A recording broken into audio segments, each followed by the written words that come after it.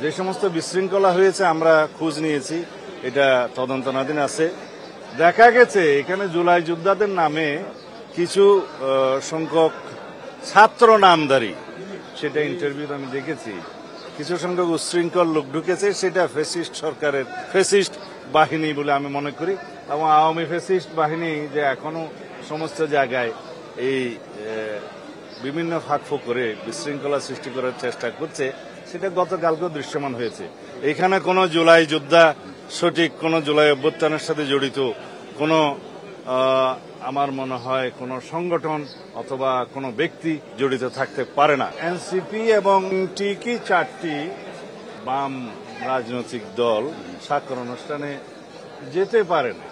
আমি বলবো না স্বাক্ষর করেনি, স্বাক্ষর করার সুযোগ উন্মুক্ত আছে। আশা করি তারা ভবিষ্যতে সনদে স্বাক্ষর করবেন। তাতে করে আমাদের আগামী নির্বাচনের জন্য এটা বড় কোনো প্রভাব ফেলবে না। আমরা মনে করি সহনশীলতা সবার মধ্যে আসবে। হয়তো তাদের কিছু দাবি দেওয়া আছে, সেটা সরকারের সাথে আলাপ আলোচনা করবে।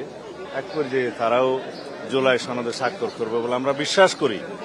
আর গণতন্ত্রের মধ্যে তো সবাই একমত হবে এমন তো নয়, সেটা উন্মুক্ত আছে, ভিন্ন মত থাকতেই পারে।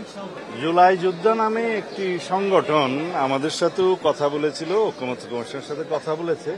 তাদের একটা যৌক্তিক দাবি ছিল, সেই যৌক্তিক দাবিটা পূরণের জন্য আমি নিজেও স্ট্যাটাস দিয়েছিলাম, কথা বলেছিলাম, এবং সেটা ঐক্যমত্য কমিশনের সভাপতি প্রফেসর আলী রিয়াজ সঠিকভাবে অ্যাড্রেস করেছেন, সেটা প্রেসে বলেছেন এবং সংশোধন করেছেন। এরপরে তাদের অসন্তোষ থাকার কথা নয়। সেবুরি বিরিয়ানি মশলা, কিছু স্বাদ স্মৃতিকে ফিরিয়ে আনে।